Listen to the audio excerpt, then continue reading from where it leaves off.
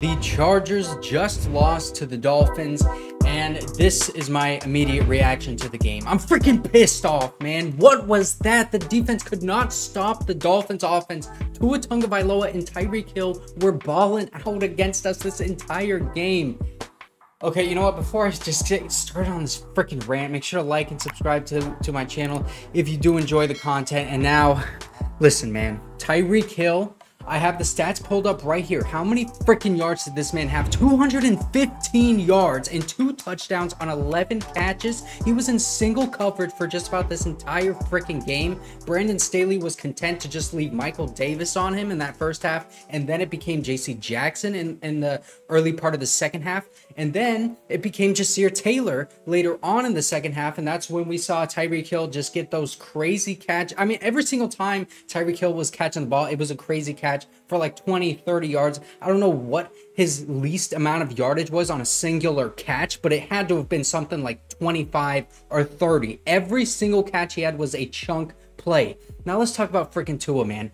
466 yards for Tua Tagovailoa. Listen, Dolphins fans, if you're watching this, I give props to you. I give props to Tua. That man was balling out. He had some plays where he was extending the play by running up the pocket, getting towards that right side, the left side. He was rolling out, and he was throwing the ball specifically to freaking Tyreek Hill. There was a 3rd and 15 on one drive that the Dolphins needed to convert. Tua Tagovailoa just goes back, rolls out, throws that one.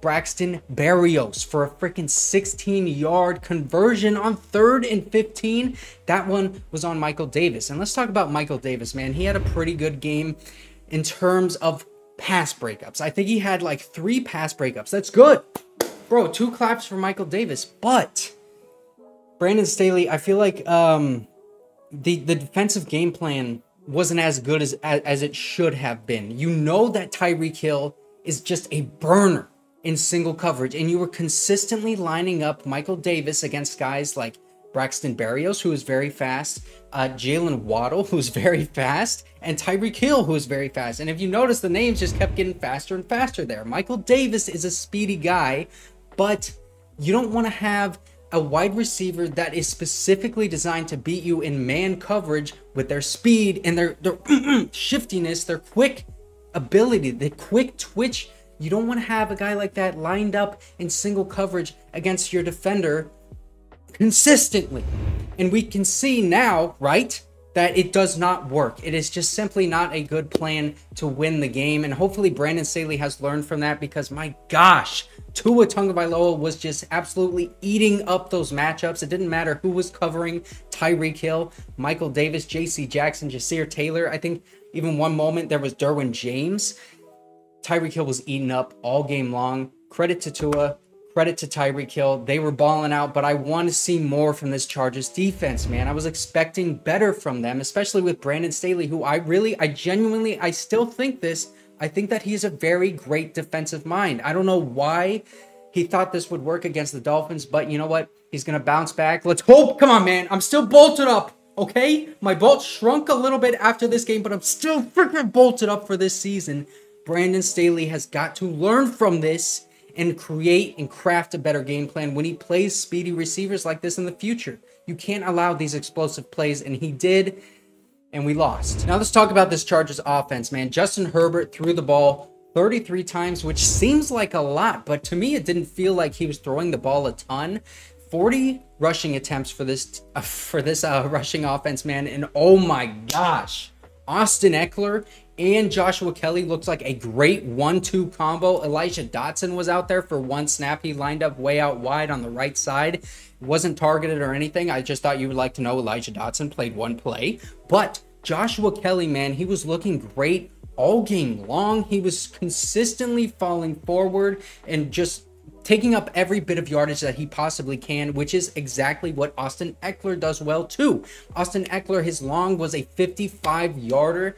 Both of these guys had a touchdown. Justin Herbert also had a rushing touchdown. This offensive line, when you see 3 different rushers have a touchdown like this and over 200 yards rushing, 234 yards rushing to be exact. I got the stats pulled up right here. When you see a rushing performance like that, you know that it is a product of how well the offensive line played. Rashawn Slater, Jamari Sawyer, Zion Johnson, Corey Linsley, and Trey Pipkins, too, were playing pretty well up until that final drive. Okay, let's talk about the final drive because they let up 2 sacks on that play. The one that ended it was on that 4th and 13. Justin Bethel came up on that sack on that, I think it was the B gap where Zion Johnson was and was just completely wide open. He ran right through it. And also you had Trey Pipkins off that right side against Jaelan Philips, who just blew him up on the play. So Justin Herbert had nowhere to go. 2 Dolphins coming in his face. What is he going to do?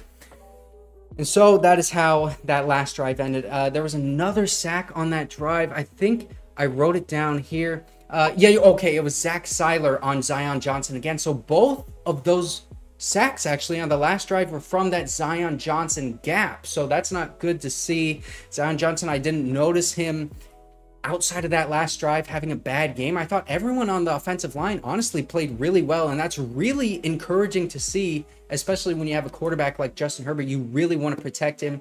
Offensively, though, in terms of the play calling, I would have liked to see more throwing the ball, especially when defensively, man, you have the Dolphins scoring on like every single drive. You have Tyreek Hill burning you, Tua throwing for almost 500 freaking yards. And then on offense, as opposed to what the Dolphins are doing, you're just picking up 5 yards, 3 yards, 6 yards. And then, oh, now we got 10, 15. And then maybe we're going to have Justin Herbert throw the ball on a flat route to Keenan Allen and possibly pick up 6 yards, maybe.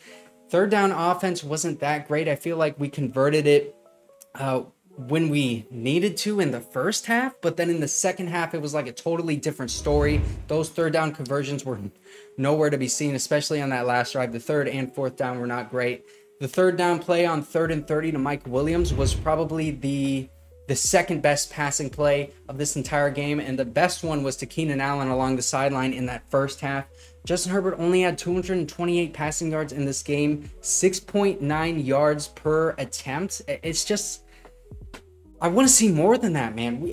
I constantly feel like, and I consistently feel like Justin Herbert is being held back every time we get a new offensive coordinator or we get, a new season, whatever. I just feel like every single time I'm thinking, why are we not throwing the ball down the field with Justin Herbert? I understand this is a Vic Fangio defense and they don't allow a lot over the top. They run that 2-man deep a lot. You just force everything in front of you and then you tackle downfield, you work down the field. So maybe I'm going to have to go back and look at the film, man. This is just initial reactions. Maybe there wasn't much downfield and they were trying to get those deep routes, those intermediate routes. But really, it just felt like they were trying to run the ball and manage the clock while getting some really quick passes here and there. Nothing even intermediate down the field outside of very, very few plays. And I think that ultimately cost them, even though this rushing performance was really, really great and really encouraging. I just want to see them throw the ball more, especially when the defense is just letting up so much. Now, initially, my thought right now is that I don't think J.C. Jackson played that bad of a game. I think he was playing okay, right? I mean, he had that interception, obviously, and then he let that touchdown up the very next drive against Tyreek Hill. But Tyreek Hill was lined up towards the inside of the line of scrimmage, and then he just went right outside down the sideline for a touchdown. To me, it looked like J.C. Jackson was expecting help over the top when Derwin James was playing closer towards the middle of the field and just allowing J.C. Jackson to be one-on-one with Tyreek Hill. I don't know if that's on Derwin James not playing over the top like he should have been, or if that's a Brandon Staley kind of thing, saying just let J.C. Jackson isolate on that side of the field with Tyreek freaking Hill and Derwin James, you cover the middle of the field, because they were getting worked over the middle of the field with crossers just about all night long, man. Even Durham Smythe was eating a bit. But J.C. Jackson, man, I actually thought he didn't play a terrible game. He had that really stupid penalty right before the first half ended that allowed the Dolphins to get that field goal, which we would have liked to not allow that field goal, because you take 3 points away from them, we win this game. But also, on that note, there was a fumble. And that very first drive that the Dolphins had, they were in the red zone and Tua just fumbled that ball. He's got butterfingers. I don't know what it is, but that was a turnover. So take away those points too. I mean, to me, football God said, That's even. And what was going on with Tua, man? That dude had 3 fumbles in this game. He needs to handle his balls better. I mean, I'm of the opinion that every man should always be in control of their balls. We did have some good players on defense, though. Tuipulotu flashed again, man, and that made me bolt up seeing him get that tackle for loss in the backfield. He did so well, just working in between Kendall Lamb, the left tackle, and I think it was Braxton Berrios on the motion, the wide receiver. They were both trying to block him on that play, but he worked, split right in between them, got that tackle for loss, just engulfed the running back.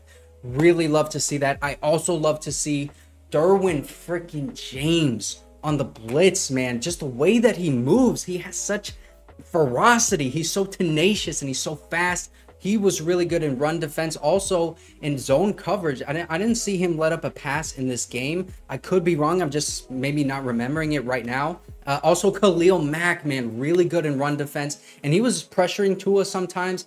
Joey Bosa, though, I didn't see him really get much pressure today. I'm trying to recall. Like, I really don't remember him getting much pressure, especially when I was expecting him to do a lot better against Kendall Lamb. I mean, Teron Armstead being out of this game, I was expecting Tua to be way under pressure, way more than he was in this game, but he wasn't, and that's part of the reason that he threw for 466 freaking yards, man. Also, I don't want to say that Joey Bosa was not playing well. I just want to say, like, big shout out to Kendall Lamb, thrown into the starting lineup with Teron Armstead injured, and he really held his own against a very good edge rusher in Joey Bosa. I'm trying to think of anything else I want to say. Like, I didn't see Quentin Johnston out there as much as I wanted to see him. I think he only had that 1 catch. No, he had those 2 catches. He had the one little pitch catch in the backfield where he had no chance at all to do anything. That was his first career reception. And then he had another catch towards that left sideline where he caught a first down. I wanted to see him more involved. I don't think he played at all, really, in like the second half. I really only remember him in that first half. Maybe he played a little bit in the third quarter. Also, Derius Davis was a lot more involved in terms of usage rate in the first half rather than the second half. And then between these two guys, Derius Davis was out there on offense way more often than Quentin Johnston. At least that's what I saw. So I'll just leave it at that. I'm going to watch the game again. So you know, pray for me there. I'm going to hopefully stay bolted up after I watch that game. And then I'm going to have another full review of everything that happened and all the takeaways and highlights from this game. There was a lot of good, obviously a lot of bad as well, because we did lose this game. Shout out to the Dolphins, man. If you're a Dolphins fan, you guys played very well, especially on offense, bro. On defense, they also let up 34 points. We were right there with them, letting up 36. Both teams made a lot of mistakes, but you know what? It is what it is. At least it's not what Madden predicted, because I simulated this game yesterday, and this is what Madden thought was going to happen.